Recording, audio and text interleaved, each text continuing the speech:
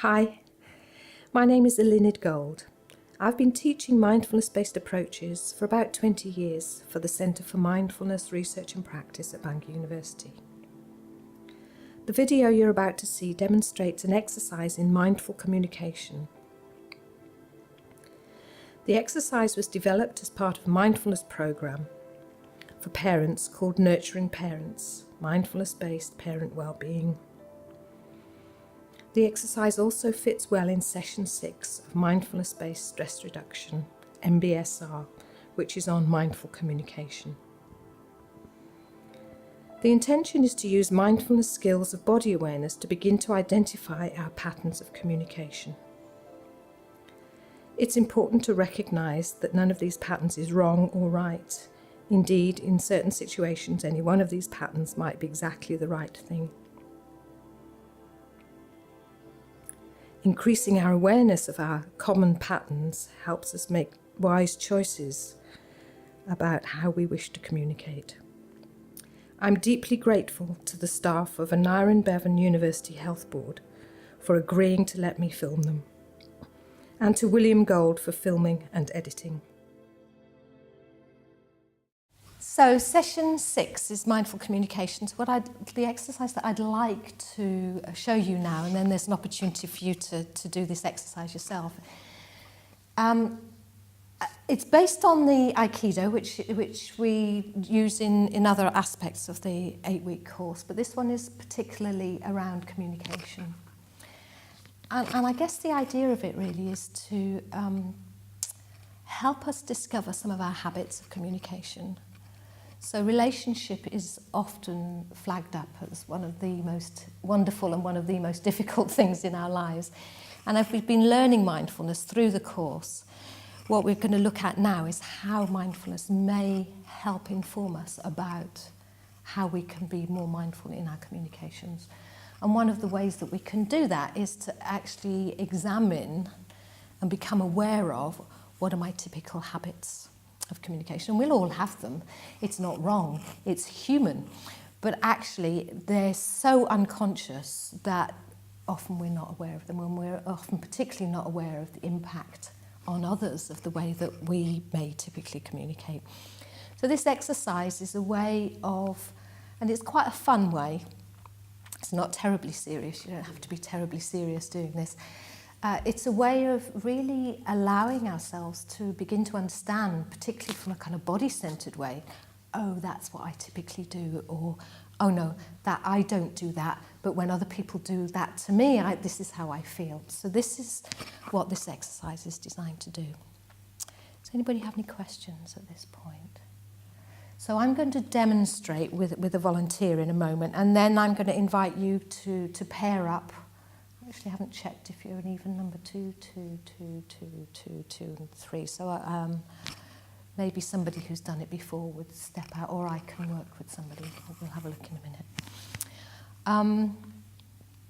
minute. So I will demonstrate with one of you, and then you'll have the opportunity to work with a partner in pairs. And then when you've done that and had that opportunity, then we can come back as a group and talk about what you discovered. What you noticed. Is that okay? Everybody okay with that? Yeah. So I need a volunteer. Anybody willing to volunteer for me and sit in the middle of the circle and be a volunteer? If I don't get a volunteer, thanks, Wendy. Brilliant. I was just going to say, if I don't get a volunteer, I'm just going to pick somebody. So we need to move the chairs into the centre here. Okay.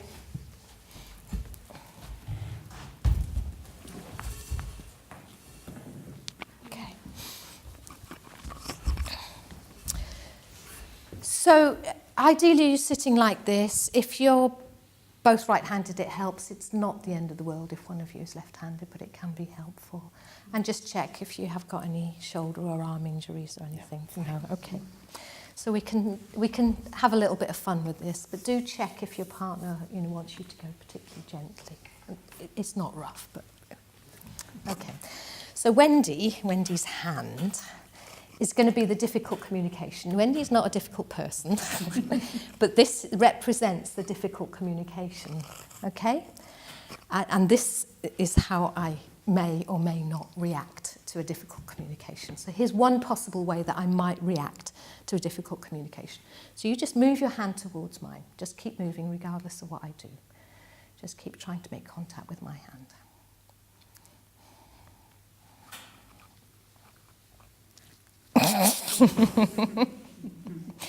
Okay, now here's the important part of this exercise. We just both take a moment or two, just drop into the body. Close your eyes if you're comfortable with that. Drop into the body and notice what that felt like.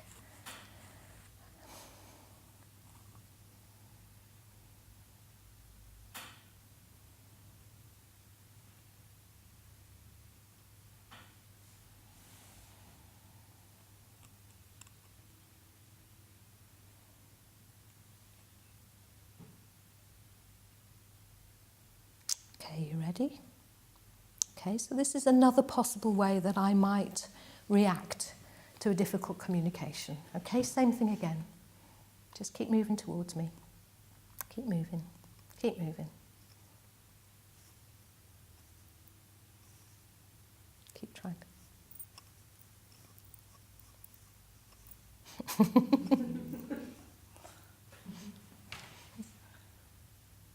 Keep trying to move. Okay, so just dropping in, what does it feel like to be communicated with in that fashion? That's it, breathe.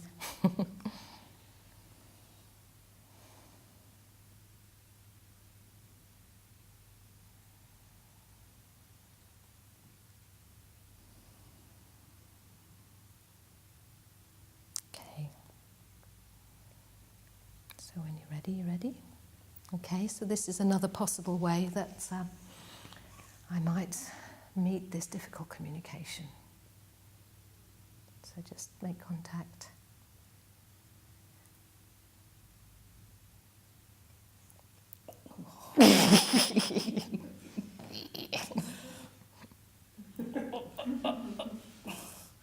Oh, she's strong. Okay. And then just dropping into the body once again. What's it like to be communicated in that way?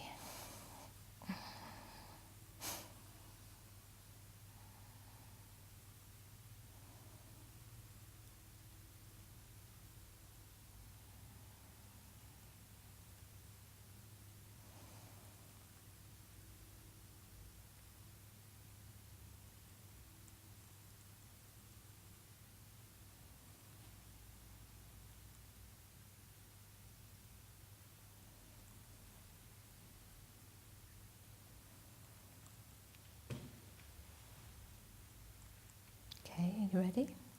Mm-hmm. Okay, so this is the fourth and last way that we may meet communication. Just come in, okay.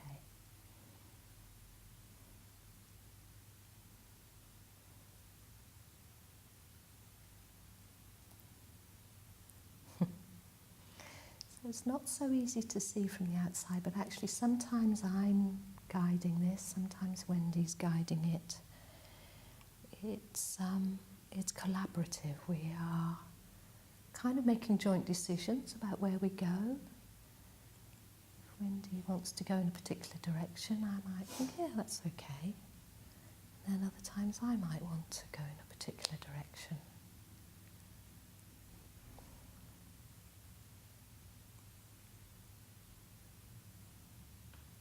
Okay, so just dropping into the body once again to let yourself experience what that style of communication feels like.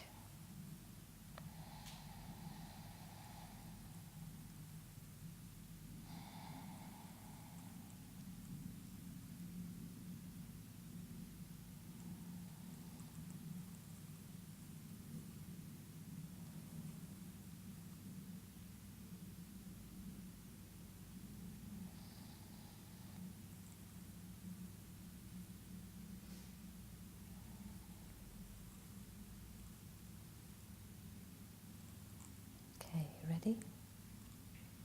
Okay, thank you. Thank you very much. No, that's it. We're done now. Thanks.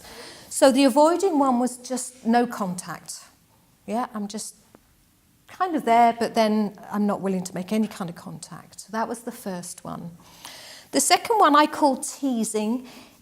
In a way, it's a kind of an inauthentic way of offering contact. You kind of look as though you're willing to make contact, but actually in the end you're not really. You kind of dodge around the issue. You're not really willing to meet the person.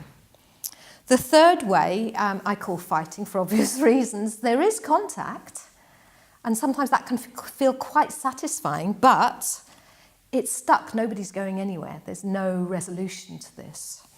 And then the last one I call dancing. So there was a sense of collaboration, a sense of possibilities, a sense that we could travel somewhere with this. Okay.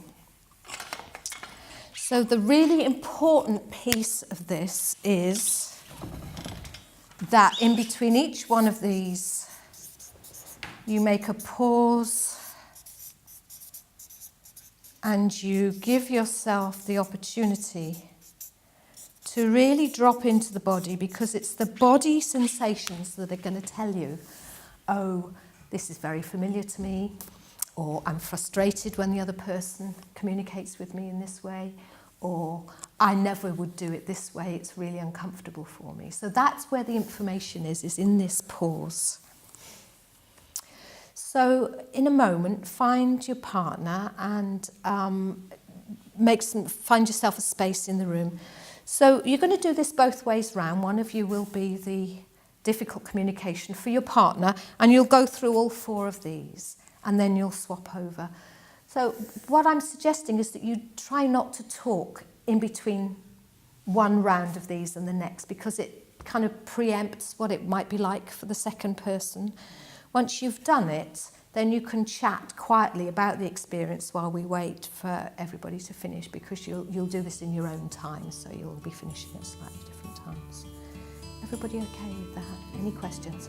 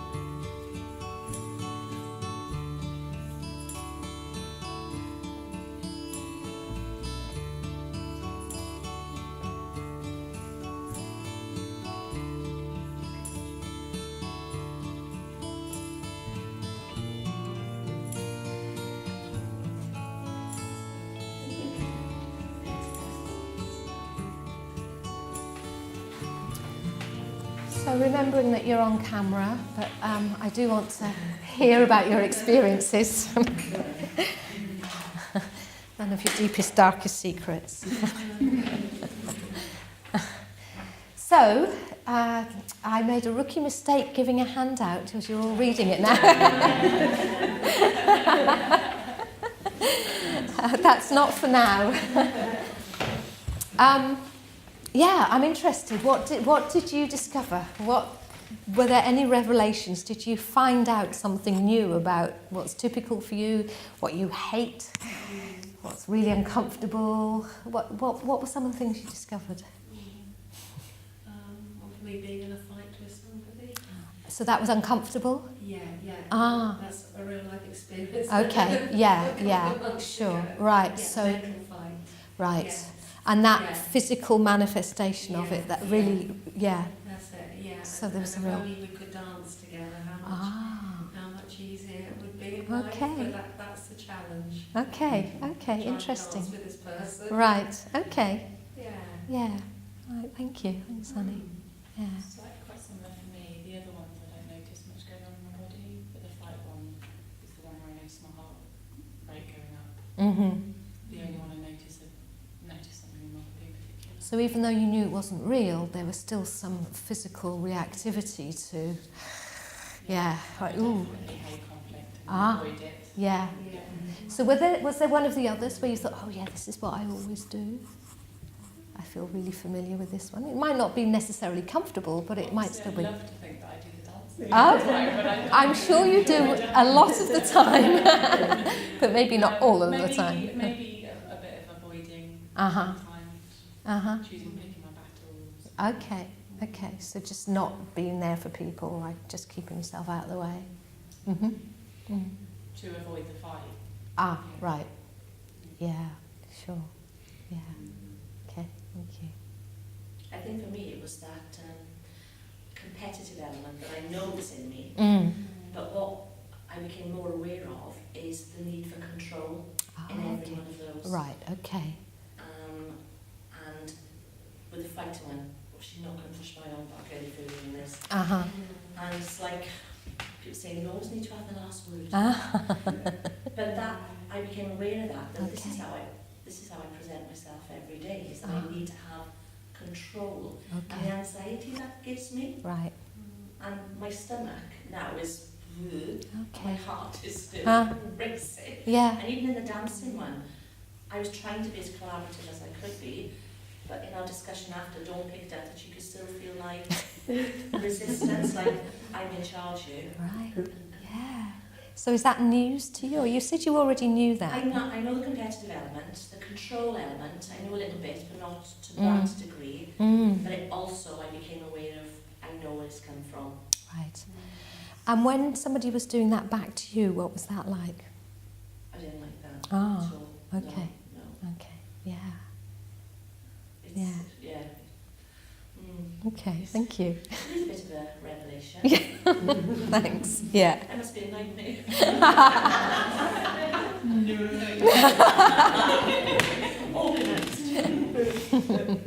Determined.